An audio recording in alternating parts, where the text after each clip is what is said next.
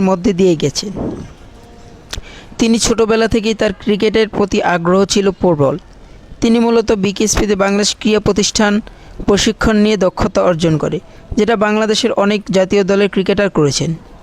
সৌম্য সরকার 2010 ও 12 সালের অনূর্ধ্ব-19 বিশ্বকাপে বাংলাদেশের হয়ে খেলেছেন।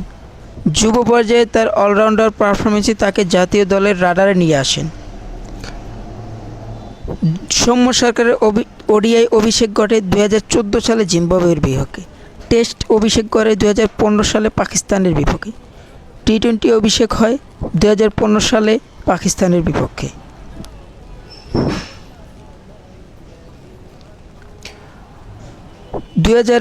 সালের বিশ্বকাপে উজ্জ্বল পারফরমেন্স ছিল তার।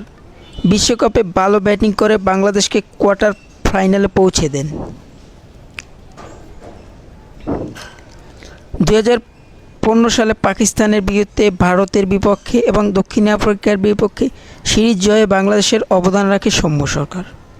2019 সালে জিম্বাবুয়ের বিপক্ষে মাত্র 40 বলে